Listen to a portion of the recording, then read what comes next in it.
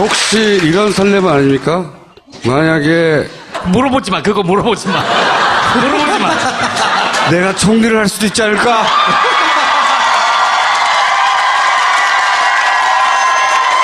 그거는 문재인 후보가 이미 비영남 총리를 딱 선언을 두 했잖아요. 번째를 할 수 있지 않을까?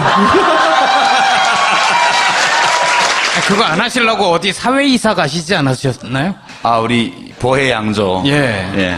입세주. 예, 그러니까 거기 사회이사 하면서는 뭐 공직을 맡기는 좀 힘들거나. 그거 관두면 되지. 제가 보기에는 그래서 설렐 거라고 보고요. 그러면서 비영남이란 말을 듣는 순간 실망한 거야. 아니지. 난 지금 수도권이야. 이럴 수도 있잖아요.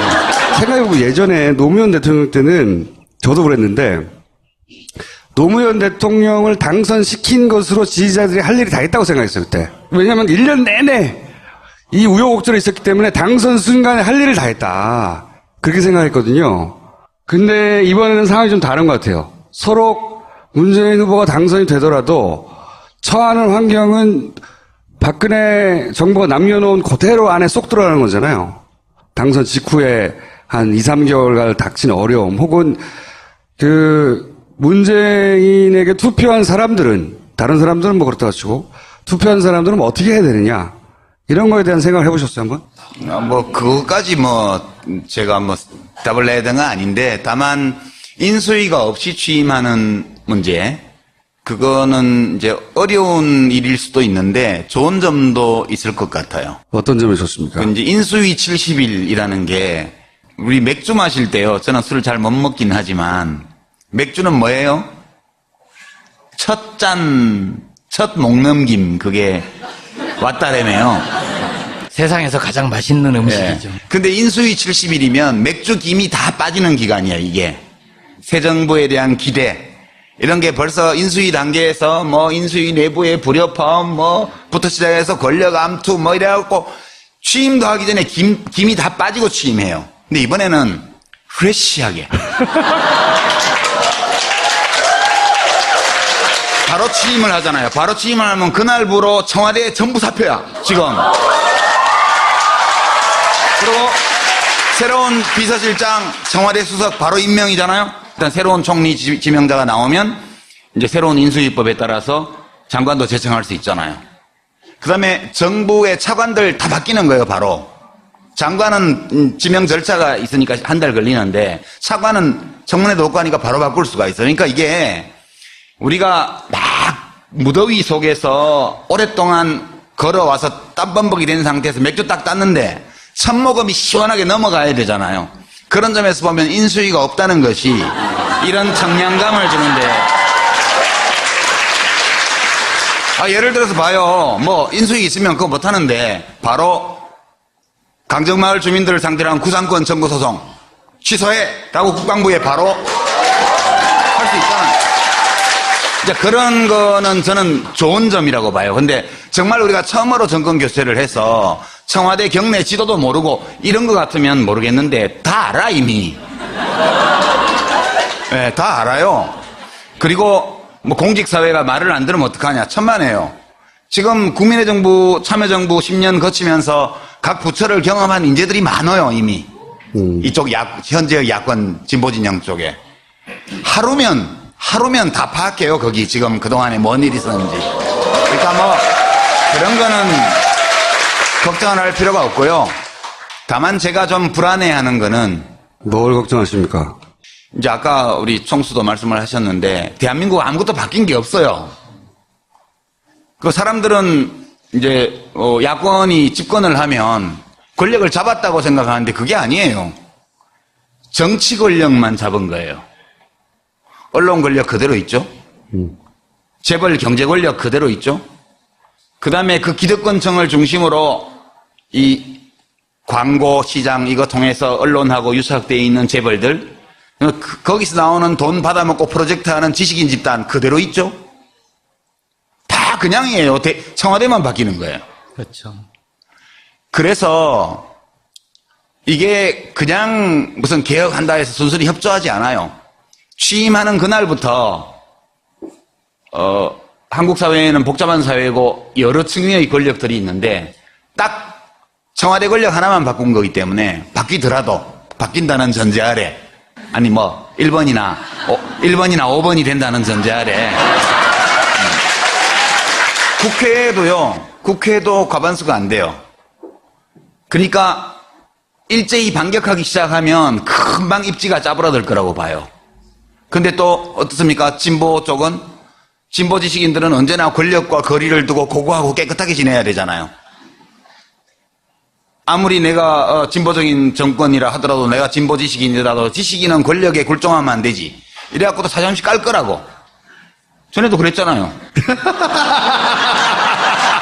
저는 진보 지식인까지는 못 되고요. 진보 언론이고 언론의 기본은 권력을 감시하는. 그러니까요. 예. 그러니까 깔 거라고. 나는 깐다고 봐요. 진보 보수를 불문하고. 그 다음에 참여정부 초기 상황을 한번 복기를 해보세요. 제일 먼저 터진 게 네이스 파동. 정교조하고 싸움 붙었어요. KBS 서동구 사장 임명 말건했다가 KBS 노조하고 붙었어요. 언론 노조하고. 그래서 궤도연대 파업했죠. 미국 한미정상회담하러 미국 출장 간 동안에. 화물연대. 그 다음에 화물연대, 궤도연대. 그 다음에 부안의 핵폐기장 뭐 잘못 풀었다가 거기서 난리 났죠. 초장부터 완전히 얻어터져갖고 만신창이 돼버려서 6개월 안에. 그 주로 좌파의 공격이었죠. 당시에. 저도 장관하면서 무려 230개 한다 하는 일 없는 모든 시민단체가 연서명해서 최악의 보건복지부 장관. 그렇게 제가 됐잖아요. 공무원들 사회에서는 최고의 복지부 장관 아니었나요? 그건 아무 근거가 없는 얘기잖아요. 데이터 있어요? 없죠. 그런 거는 다 뜬소문이에요. 그렇게 좋게 나는 소문도 나쁘게 나는 소문이나 마찬가지로 근거 없기는 똑같아요. 저는 전대. 왜 그렇게 달라? 저는 옛날에 저를 보고 뭐가 없다고 하는 것도 제가 안 받아들였지만 알고 보니 좋은 사람이었다. 이것도 안 받아들여요. I don't care. 뭐만 받아들이는 줄 알았어요? 요즘은 시청률만 받아들입니다. 그래서 저는 그런 게 훨씬 더 걱정이 돼요. 그러니까 모든 기득권 권력이 그대로 있고 그 기득권 권력의 네트워크 안에 한 매듭만 딱 바뀌는 건데 지금까지 선거 과정에서 편들어졌던 여러 세력들이 또 자기의 논리에 의해서 마음에 안 드는 거 있으면 공격해요. 그러니까 10개의 사안에서 9개 지지해도 1개 내 마음에 안 드는 거 있으면 다 때린다고요. 저는 결국은 그게 제일 무섭고요, 지금도. 유권자들의 기대치도 대단히 높을 거 아니에요. 유권자들은 그렇지 않아요. 제가 볼 때는. 자꾸 기억을 되새기는 사람들이 있어서 이번 좀 다를 것 같긴 한데. 모르겠어요. 저는 그 악몽이 또 되풀이 되면 거의 99% 망한다. 그렇게 봐요. 상처가 크구나. 상처가 큰 분이고. 그래서 시청률에 매달리는 겁니다, 이제. 거기에서 치유를 받으시는 거죠. 시청률을 보면서 내가 1등이야. 대한민국 국민들이 가장 좋아하는 프로그램 1위잖아요. 거기에 저런 척 변호사 때문에 1위가 됐겠어요, 그게? 혹시 이런 설렘은 아닙니까? 만약에 물어보지 마. 그거 물어보지 마. 물어보지 마. 내가 총리를 할 수도 있지 않을까?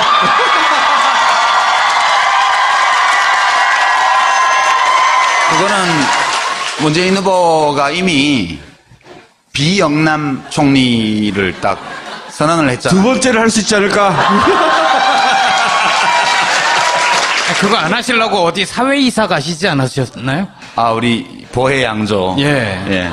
입세주. 예, 그러니까 거기 사회이사 하면서는 뭐 공직을 맡기는 좀 힘들거나. 그거 관두면 되지.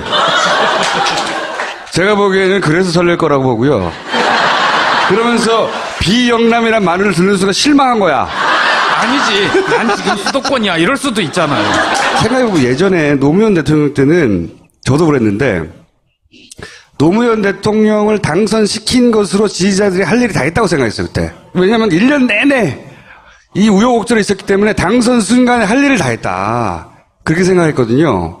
근데 이번에는 상황이 좀 다른 것 같아요. 서로 문재인 후보가 당선이 되더라도 처하는 환경은 박근혜 정부가 남겨놓은 지역 야권 진보진영 쪽에 하루면 다 파악해요. 거기 지금 그동안에 뭔 일이 있었는지.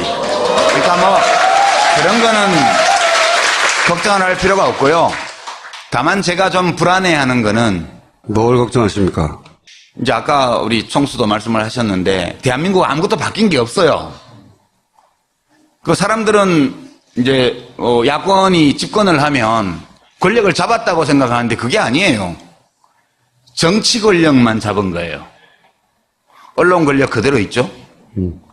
재벌 경제 권력 그대로 있죠.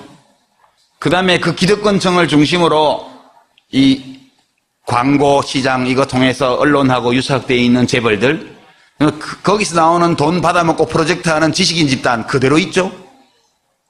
다 그냥이에요. 청와대만 바뀌는 거예요. 그렇죠. 그래서 이게 그냥 무슨 개혁한다 해서 순순히 협조하지 않아요. 취임하는 그날부터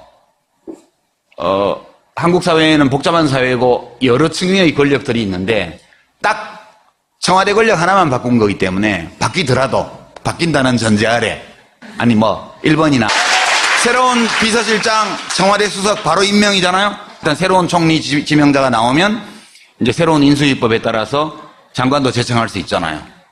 그 다음에 정부의 차관들 다 바뀌는 거예요. 바로 장관은 지명 절차가 있으니까 한 달 걸리는데 차관은 청문회도 없고 하니까 바로 바꿀 수가 있어요. 그러니까 이게 우리가 막 무더위 속에서 오랫동안 걸어와서 땀범벅이 된 상태에서 맥주 딱 땄는데 첫모금이 시원하게 넘어가야 되잖아요. 그런 점에서 보면 인수위가 없다는 것이 이런 청량감을 주는데 예를 들어서 봐요. 뭐 인수위 있으면 그거 못하는데 바로 강정마을 주민들을 상대로 한 구상권 청구 소송 취소해! 라고 국방부에 바로 할 수 있잖아요. 이제 그런 거는 저는 좋은 점이라고 봐요. 근데 정말 우리가 처음으로 정권 교체를 해서 청와대 경내 지도도 모르고 이런 거 같으면 모르겠는데 다 알아 이미. 네, 다 알아요. 그리고 뭐 공직사회가 말을 안 들으면 어떡하냐. 천만에요. 지금 국민의 정부, 참여정부 10년 거치면서 각 부처를 경험한 인재들이 많아요, 이미. 이쪽 새로 안에 쏙 들어가는 거잖아요. 당선 직후에 한 2, 3개월간 닥친 어려움, 혹은 문재인에게 투표한 사람들은, 다른 사람들은 뭐 그렇다고 치고, 투표한 사람들은 뭐 어떻게 해야 되느냐. 이런 거에 대한 생각을 해보셨어요, 한번? 그거까지 제가 답을 내야 되는 건 아닌데, 다만, 인수위가 없이 취임하는 문제, 그거는 이제 어려운 일일 수도 있는데 좋은 점도 있을 것 같아요. 어떤 점이 좋습니까? 이제 인수위 70일이라는 게 우리 맥주 마실 때요. 저는 술을 잘 못 먹긴 하지만 맥주는 뭐예요? 첫 잔, 첫 목넘김 그게 왔다라며요. 세상에서 가장 맛있는 음식이죠. 네. 근데 인수위 70일이면 맥주 김이 다 빠지는 기간이야 이게. 새 정부에 대한 기대 이런 게 벌써 인수위 단계에서 인수위 내부의 불협화음 부터 시작해서 권력 암투 이래갖고 취임도 하기 전에 김이 다 빠지고 취임해요. 근데 이번에는 프레시하게 바로 취임을 하잖아요. 바로 취임을 하면 그날부로 청와대 전부 사표야 지금. 그리고 1번이나 5번이 된다는 전제 아래 국회에도 과반수가 안 돼요. 그러니까 일제히 반격하기 시작하면 금방 입지가 짜부러들 거라고 봐요. 근데 또 어떻습니까? 진보 쪽은? 진보 지식인들은 언제나 권력과 거리를 두고 고고하고 깨끗하게 지내야 되잖아요. 아무리 내가 진보적인 정권이라 하더라도 내가 진보 지식인이라도 지식인은 권력에 굴종하면 안 되지. 이래갖고도 사정없이 깔 거라고. 전에도 그랬잖아요. 저는 진보 지식인까지는 못 되고요. 진보 언론인들도. 언론의 기본은 권력을 감시하는. 그러니까요. 네. 그러니까 깔 거라고. 나는 깐다고 봐요. 진보 보수를 불문하고. 그 다음에 참여정부 초기 상황을 한번 복기를 해보세요. 제일 먼저 터진 게 네이스 파동. 정교조하고 싸움 붙었어요. KBS 서동구 사장 임명 말건했다가 KBS 노조하고 붙었어요. 언론 노조하고. 그래서 궤도연대 파업했죠. 미국 한미정상회담하러 미국 출장 간 동안에. 화물연대. 그 다음에 화물연대, 궤도연대. 그 다음에 부안의 핵폐기장 잘못 풀었다가 거기서 난리 났죠. 초장부터 완전히 얻어터져갖고 만신창이 돼버려서 6개월 안에. 주로 좌파의 공격.